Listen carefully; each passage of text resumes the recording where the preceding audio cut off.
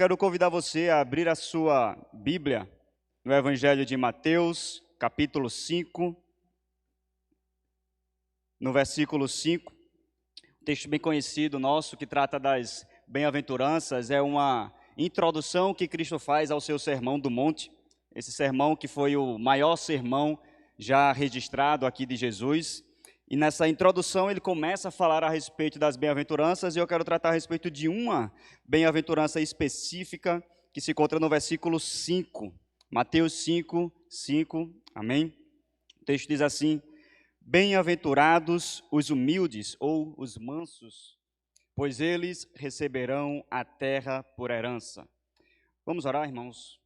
Santo e querido Deus, queremos te louvar. Queremos te bendizer nesta noite, Deus, por tudo o que o Senhor tem feito, por tudo o que o Senhor é.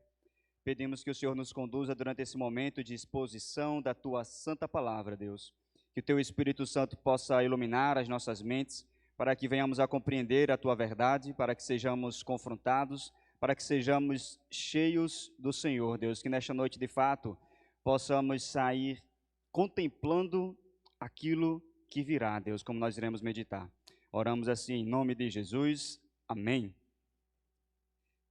Meus irmãos, para que nós possamos entender esse texto e a relação dele com essa temática da contemplação, é necessário compreender o tempo, o contexto em que Mateus foi escrito, o contexto também das bem-aventuranças, porque no tempo de Jesus, Israel estava debaixo do domínio do Império Romano.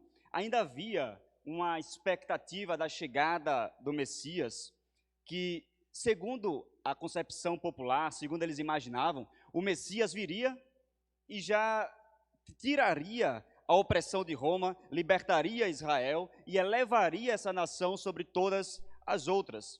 Essa expectativa messiânica não era apenas naquele tempo.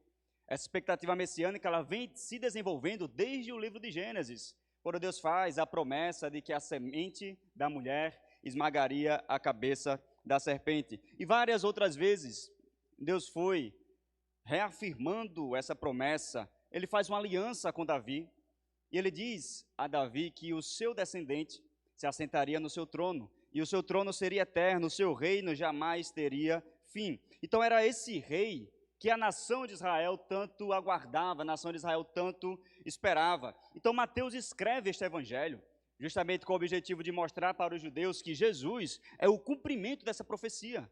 Jesus é o cumprimento das promessas que Deus fez ao decorrer da história.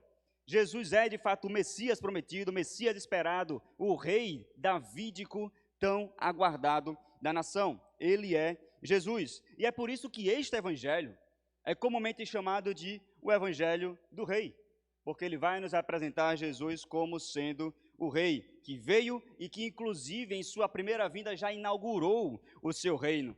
Ele ainda não foi plenamente estabelecido, é aquilo que alguns teólogos vão chamar de a tensão, né, entre o já e o ainda não. O reino já é uma realidade presente, mas ainda não em sua totalidade, o que ocorrerá apenas quando ele voltar em poder e glória. E Cristo, durante o seu ministério, pregou várias vezes anunciando já a chegada desse reino. E o Sermão do Monte é um exemplo disso, porque Cristo vai mostrar nesse sermão qual deve ser a ética daqueles que já são participantes desse reino. Porque uma vez que nós entregamos a nossa vida a Cristo, nós não estamos mais aguardando o reino vindouro apenas, nós já participamos deste reino. E como tais participantes, nós devemos viver de maneira adequada destes filhos do reino. Então, o reino que Cristo instituiu em sua primeira vinda foi espiritual, mas os judeus estavam aguardando tão somente o estabelecimento de um reino físico que resolvesse todos os seus problemas já de imediato. Tanto é que um dos inúmeros grupos políticos religiosos que existia naquela época era o grupo dos Zelotes, que era um grupo que tentava trazer uma revolução armada, tentava libertar Israel das mãos de Roma por meio de uma revolução, por meio da força, queriam tomar o poder à força. Então os olhos daquelas pessoas estavam voltados apenas para uma realidade física, para uma realidade terrena, para uma realidade presente. Mas Jesus nos convida a olhar para além dessa realidade terrena, para essa realidade física, ele nos convida a contemplar uma realidade espiritual e uma realidade futura. E essa bem-aventurança nos mostra isso. Nós iremos perceber que contemplar o que virá não significa simplesmente ficar inerte, ficar sentado enquanto nós aguardamos algo acontecer. Na verdade, quem contempla aquilo que virá já começa a ser transformado aqui e agora. E uma das características dessa transformação é justamente a mansidão que será desenvolvida em nós. E essa mansidão vai se revelar de algumas maneiras. E eu quero destacar aqui 3 características que são produzidas em nós quando nós passamos, então, a contemplar aquilo que virá. Em primeiro lugar, contemplar aquilo que virá gera confiança no presente. Nós precisamos entender qual é o significado de mansidão. Se você tem uma versão como a minha, que é a NVI, você vai perceber que está escrito: bem-aventurados os humildes. Mas eu quero preferir aqui, optar pela palavra mansidão. Bem-aventurados os mansos, pois eles receberão a terra por herança. Mas qual é o significado dessa palavra? O que é que significa mansidão? Talvez você já tenha até uma concepção do que significa ser manso. Para algumas pessoas, ser manso significa somente ser aquela pessoa calminha, uma pessoa que não reage, uma pessoa que é calada, às vezes até comparada a uma pessoa que é fraca, que não faz nada, que fica em cima do muro, que quer a paz a qualquer custo. Mas, na verdade, ser manso não é isso. A palavra que Jesus utiliza aqui para manso era utilizada para descrever um potro selvagem que havia sido domesticado, porque um animal selvagem pode causar muita destruição, mas um animal que foi, de fato, domesticado, ele é bastante útil. E, naturalmente, nós não somos mansos. A mansidão não é uma característica natural nossa. Pelo contrário, nós já nascemos inclinados ao pecado. Nós já temos uma tendência natural do nosso coração de resolver tudo do nosso jeito, de acordo com as nossas forças, de acordo com as nossas vontades. Mas o Senhor quer que nós sejamos submissos à sua vontade. O Senhor quer que nós descansemos nele. Fazendo a comparação com o potro, um cavalo, um filhote de cavalo selvagem, ele não perde a sua força bruta quando é domesticado, mas agora a força está sob controle. Assim também, quando nós nos sujeitamos ao senhorio de Cristo, quando nós nos sujeitamos a Deus, nós não perdemos a força que nós temos, muito pelo contrário, essa força agora está controlada pelo Espírito Santo. Nós não agimos mais conforme as nossas vontades, conforme os nossos desejos, porque nós aprendemos a descansar em Deus. E isso fica muito claro, porque quando Cristo faz essa afirmação, bem-aventurados os mansos, pois eles receberão a terra por herança, ele está aqui fazendo uma citação de um salmo. Ele está citando o Salmo 37. E talvez você conheça pelo menos 2 versículos desse salmo. Eu quero que você abra sua Bíblia lá, para que nós possamos então entender com mais profundidade o que é que significa a mansidão. Salmo 37. Nós iremos fazer aqui a leitura de alguns versículos rapidamente, para entendermos então essa mansidão. Salmo 37, o versículo 1 começa dizendo assim: não se aborreça por causa dos homens maus, e não tenha inveja dos perversos. Olha só como o texto começa. Primeiro, quem são esses homens maus? Quem são esses perversos que o salmista Davi está mencionando aqui nesse texto? São aqueles que têm os seus olhos voltados para as coisas terrenas, são aqueles que têm os seus olhos voltados para as coisas presentes, que buscam apenas o material em detrimento do espiritual. E o salmista coloca 2 reações possíveis aqui nesse primeiro texto, sendo que nenhuma delas é adequada. Ele coloca assim: não se aborreça. Por quê?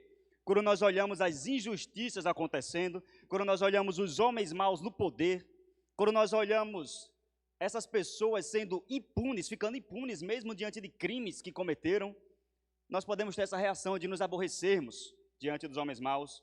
E outra reação que é possível ainda termos é de inveja. Meu Deus, por que essas pessoas está acontecendo isso com essas pessoas? Por que eu estou aqui me esforçando? Eu estou fazendo tudo o que é correto, estou sendo honesto nas minhas atividades e parece que não acontece, eu não consigo aquele cargo que eu tanto almejo. Parece que o caminho para isso, então, é ser desonesto. Já que aquela pessoa conseguiu sendo desonesta, então o caminho aqui vai ser desonesto também. Então nós podemos, então, ter essas duas reações, mas nenhuma delas é adequada. E aí no versículo 2 ele continua: pois como o capim, logo secarão, como a relva verde, logo murcharão. Aqui o salmista vai nos mostrar qual é o destino dessas pessoas, qual é o destino dos maus. Ele vai dizer, em breve a justiça será feita. Ou seja, não há razão para que você ande indignado. Não há razão para que você inveje essas pessoas, embora essa seja muitas vezes a nossa vontade. Embora a indignação surja em nosso coração, o nosso desejo é resolver as coisas imediatamente. O nosso desejo é resolver as coisas instantaneamente, do nosso jeito, do nosso tempo. Nós somos seres imediatistas. Queremos que tudo se resolva logo, rápido. Mas ele diz, no tempo certo, eles secarão. Como a relva verde, murcharão, ou seja, descanse. Versículo 3. Se ele mostrou aqui uma reação que é inadequada, no verso 3 agora ele vai mostrar qual é a reação que nós devemos ter diante disso. Ele diz, confie no Senhor e faça o bem. Assim você habitará na terra e desfrutará segurança. Então a terra como herança é mencionada aqui pela primeira vez nesse salmo. A confiança é estabelecida como base para as injustiças que acontecem no tempo presente. Mas confiar em quê? Que Deus, no tempo determinado, fará justiça. Que Deus nos dará a terra por herança. E no agora, qual deve ser a nossa reação diante de tudo isso que nós enxergamos nesse mundo caído? Descansar em Deus e contemplar aquilo que Ele vai fazer no futuro. Essa deve ser a nossa reação diante de todas essas injustiças. Veja, o versículo continua, versículo 4. Deleite-se no Senhor, e Ele atenderá aos desejos do seu coração. Entregue o seu caminho ao Senhor, confie nele, e Ele agirá. Esses eram os dois versículos que eu disse que talvez nós conhecêssemos bastante. São versículos que nós utilizamos, que nós falamos para as pessoas muitas vezes, e muitas vezes nós interpretamos mal esses dois textos. E quando nós olhamos para isso, confie no Senhor, entregue tudo a Ele, Ele atenderá aos desejos do seu coração. Muitas vezes nós entendemos como se Deus fosse atender a tudo aquilo que nós desejamos, Deus fosse nos dar tudo aquilo que nós queremos. Mas não é isso. No contexto, Ele está falando que nós devemos buscar o prazer no Senhor, não nessas coisas terrenas como os maus buscam. Porque os maus estão aí o tempo todo buscando apenas a satisfação nesta terra, neste tempo presente, e nós não. A nossa satisfação deve estar no Senhor. Deleite-se no Senhor, tenha prazer no Senhor, descanse nele, e no tempo certo Ele atenderá ao desejo do nosso coração. Que desejo? De que a justiça seja feita, de que a justiça seja estabelecida. Essa contemplação daquilo que virá, o Senhor atenderá a esse desejo do nosso coração. Agora vamos para o verso 9, que ele vai dizer, mais uma vez vai reafirmar isso, pois os maus serão eliminados, mas os que esperam no Senhor receberão a terra por herança. E o versículo 11, mas os humildes receberão a terra por herança. Os mansos, receberão a terra por herança e desfrutarão pleno bem-estar. É desse texto que Jesus cita, é desse texto que Jesus menciona lá em Mateus capítulo 5. E aqui gera um questionamento. Qual é a sua reação diante das injustiças que você vê no mundo? Talvez a nossa reação seja como o salmista falou, de nós nos aborrecermos, nos indignarmos, às vezes até mesmo termos algum tipo de inveja. Como é que está o seu coração ao ver os maus prosperando? Ao ver os maus dominando a terra? Ao ver a injustiça sendo feita? E muitas vezes as pessoas permanecerem impunes. Parece que quem está desfrutando dessa promessa de herdar a terra, não somos nós, mas sim os ímpios, os maus. Mas Deus nos convida, irmãos, nesse texto, a descansarmos nele, a confiarmos em seus planos, e a contemplarmos aquilo que Ele preparou para o futuro, tanto em relação à injustiça que nós hoje vivemos, quanto também em relação à nossa herança, aquilo que nós receberemos no futuro. Logo, a conclusão a que chegamos é que aqueles que contemplam aquilo que virá são transformados por Deus em pessoas mansas. E essa mansidão se estabelece descansando no Senhor, mesmo quando estão sofrendo algum tipo de injustiça ou contemplando no mundo algum tipo de injustiça. A nossa contemplação não deve ser neste nível, a nossa contemplação deve ser em relação àquilo que virá. A contemplação do futuro nos transforma no agora. E em segundo lugar, contemplar aquilo que virá gera submissão à vontade de Deus. Quando nós olhamos para o Antigo Testamento, nós temos um grande exemplo de mansidão. Quem é que é chamado de o mais manso sobre a face da terra no Antigo Testamento? Moisés. Lá em Números 12, versículo 3, nos é dito: e era o homem Moisés muito manso, mais manso do que todos os homens que havia sobre a terra. E se você conhece a história de Moisés, você vai perceber, só para reafirmar aquilo que nós já falamos, vai perceber que Moisés não era alguém fraco, alguém que não se posicionava. Muito pelo contrário, Moisés teve coragem e ousadia de ir diante do faraó e acusá-lo pelo seu pecado, mostrar qual era o pecado do faraó, a conduzir um povo pecador, que estava constantemente olhando para trás no deserto. Ele estava conduzindo aquele povo até a terra, mas como ele era manso, significa que ele estava sujeito aos planos de Deus. Ele agia com firmeza, ele agia com coragem, ele age também com firmeza quando ele se depara com o pecado do povo, mas a força de Moisés estava sob controle.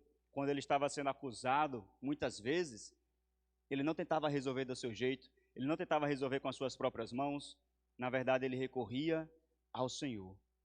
Moisés tirou o povo do Egito, guiou o povo no deserto durante 40 anos, a terra prometida, mas Moisés mesmo não chegou a entrar na terra prometida. Deuteronômio 34 vai nos mostrar que ele apenas contempla a terra do monte Nebo. E mesmo que ele não tenha entrado, mesmo que ele soubesse que ele não entraria mais na terra, Moisés, irmãos, foi submisso, permaneceu submisso à vontade de Deus, porque os seus olhos não estavam contemplando aquela terra física, mas estava contemplando uma terra que viria. Moisés contemplava aquilo que estava por vir. Eu quero convidar você mais uma vez a abrir sua Bíblia lá em Hebreus, capítulo 11. Carta aos Hebreus, capítulo 11, nós podemos perceber que de fato era isso que estava na mente de Moisés. Nós vemos aqui uma galeria dos heróis da fé, vários exemplos de fé no Antigo Testamento, e nós vemos Moisés aqui no versículo 24,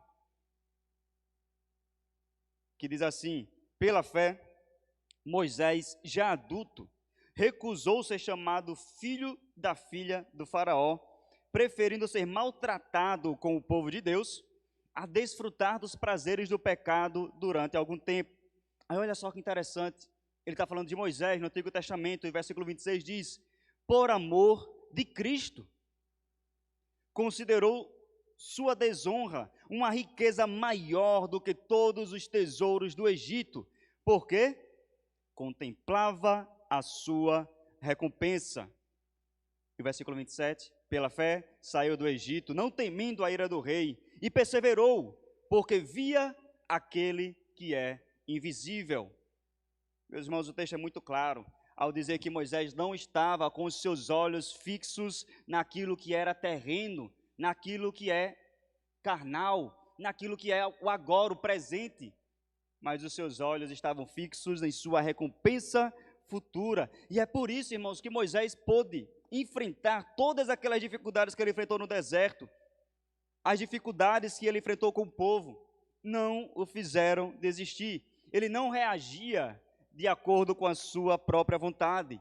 Antes, ele se submetia à vontade de Deus. Os hebreus, ao lermos o Antigo Testamento, nós vamos perceber que eles mantinham seus olhos, muitos deles, apenas no presente. Por isso, quando as dificuldades chegavam, a primeira coisa que eles faziam era murmurar, era olhar para trás, era sentir saudade das cebolas do Egito.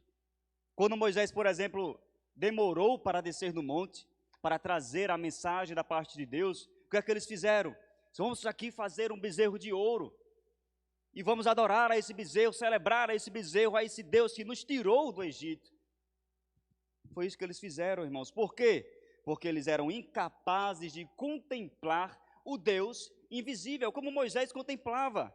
Moisés via aquele que é invisível, mas eles não. Eles precisavam de algo palpável, eles precisavam olhar aqui na sua frente. Mas Moisés, irmãos, olhava apenas para as recompensas eternas. Por meio da fé, ele contemplava aquilo que não se pode ver. Ele contemplava inclusive o próprio Cristo, porque ele cria nas promessas que foram feitas desde o livro de Gênesis. E é por isso que ele se mantinha firme em sua fé no Senhor. John Piper, um pastor batista americano, ele vai dizer que todo pecado que nós cometemos é um pecado da incredulidade. E ele diz isso porque nós só pecamos porque nós confiamos nas promessas enganosas que o pecado nos faz. Nós acreditamos nas promessas que o pecado faz. Nós não conseguimos contemplar aquilo que nos está reservado. Nós não conseguimos contemplar as promessas que Deus nos fez se nós resistirmos de fato ao pecado. Nós preferimos as promessas vazias do pecado, os prazeres passageiros que o pecado oferece. Será que nós temos de fato contemplado a recompensa futura como forma de vencer essas promessas vazias que o pecado nos faz? Ou será que nós temos dado mais ouvidos a essas promessas enganosas que o diabo sempre nos traz, para que nós então pequemos? Irmãos, Deus quer que nós contemplemos o que virá, para que assim nós sejamos transformados e tenhamos uma vida totalmente submissa ao Senhor, e não entregue aos nossos próprios prazeres, entregue às nossas próprias vontades. Em terceiro lugar, contemplar o que virá gera perseverança em meio à dor. Aqui eu citei o exemplo de Moisés no Antigo Testamento, como sendo o homem mais manso que havia sobre a terra, e aqui eu quero citar um outro exemplo do Novo Testamento, que é Jesus, o maior exemplo de mansidão das Escrituras.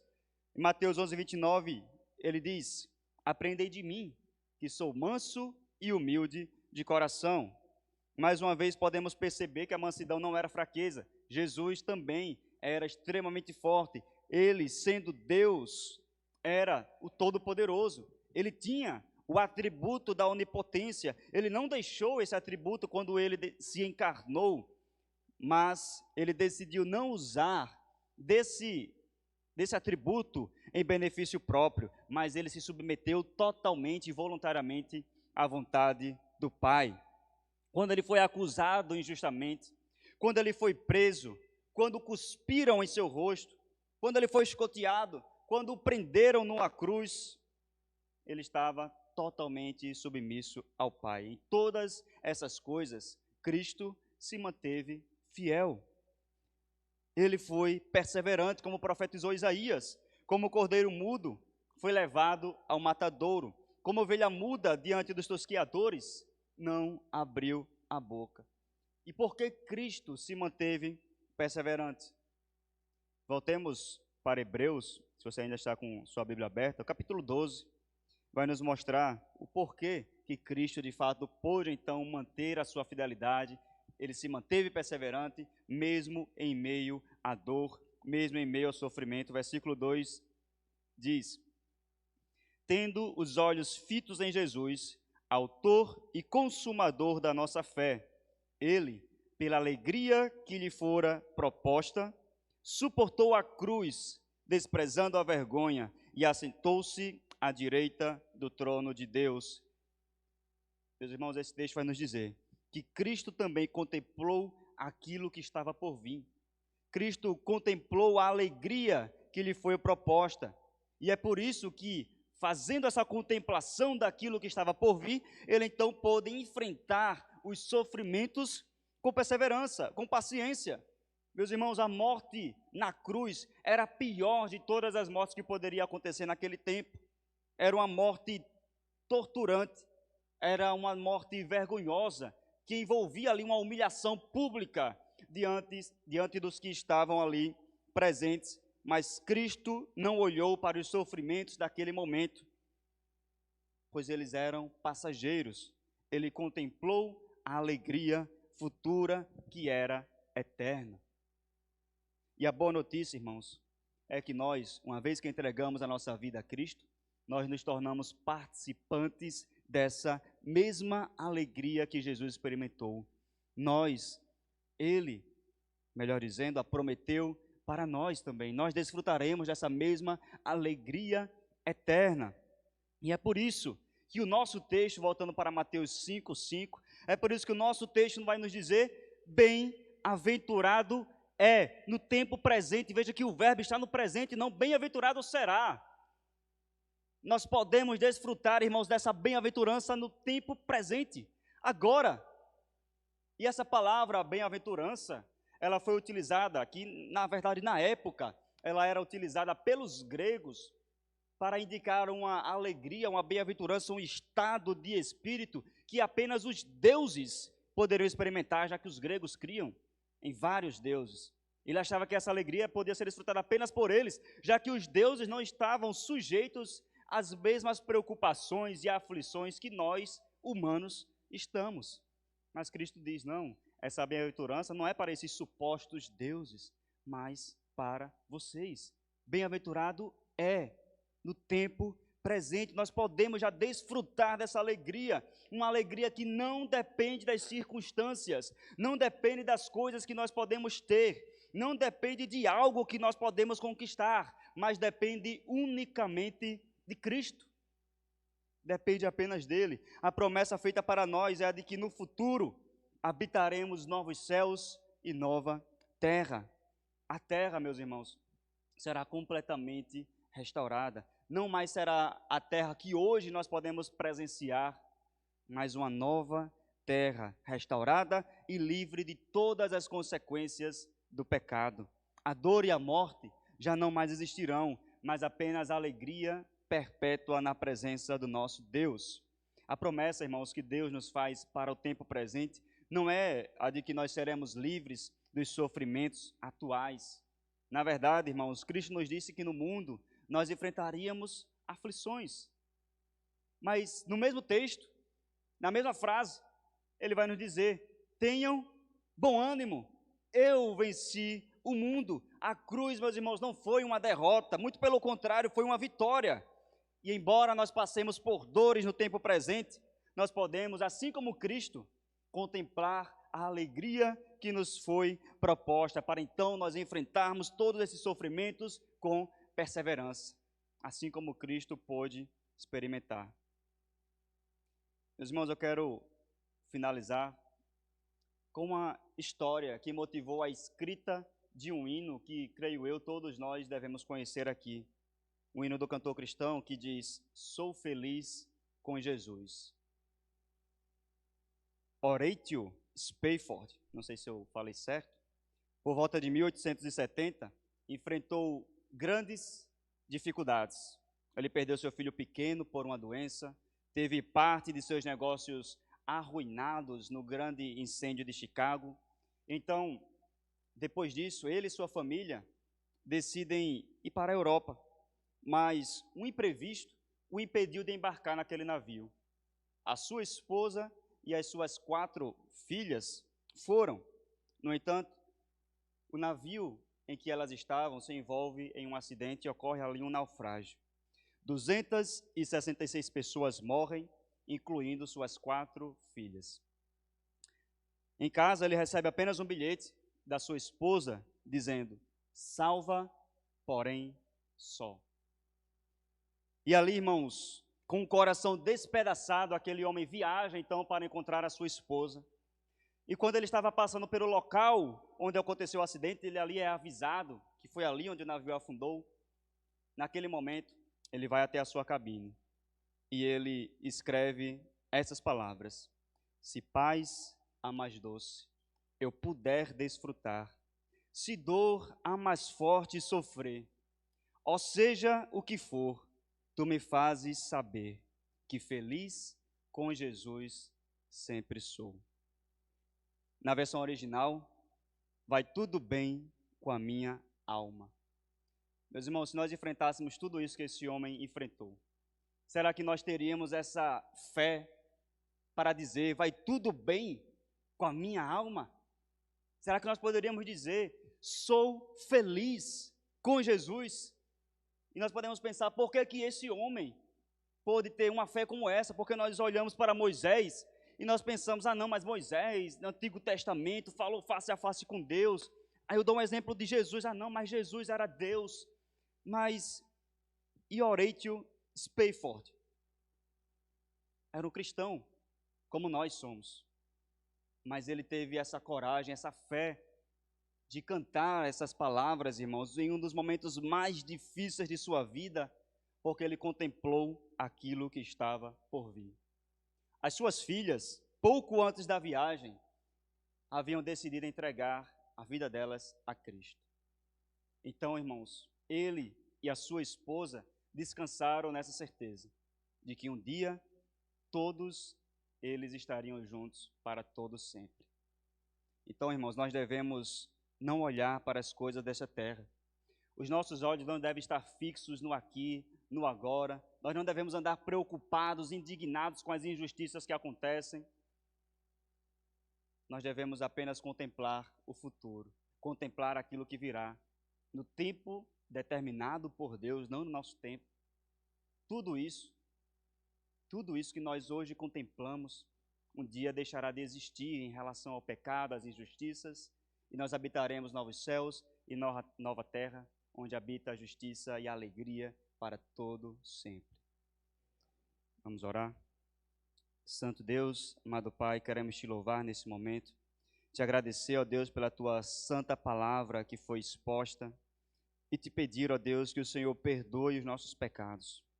Perdão, ó Deus, por muitas vezes sermos tão pecadores e mantermos os nossos olhos fixos apenas na realidade presente, mantermos os nossos olhos fixos apenas no aqui e no agora, estarmos tão preocupados, ó Deus, com as circunstâncias.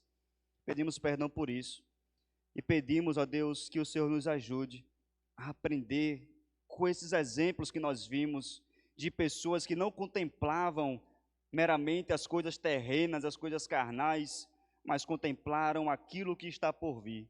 Ó Deus, e que contemplando aquilo que está por vir, nós sejamos transformados nesse tempo presente, para vivermos, ó Deus, dessa maneira que o Senhor requer de nós, sendo pessoas mansas, submissas à Tua vontade, perseverante em meio aos sofrimentos que um dia nós poderemos enfrentar, ó Deus. Seja conosco, Pai, e nos ajuda em nossa pequenez. Nós oramos assim, ó Deus, em nome de Jesus. Amém.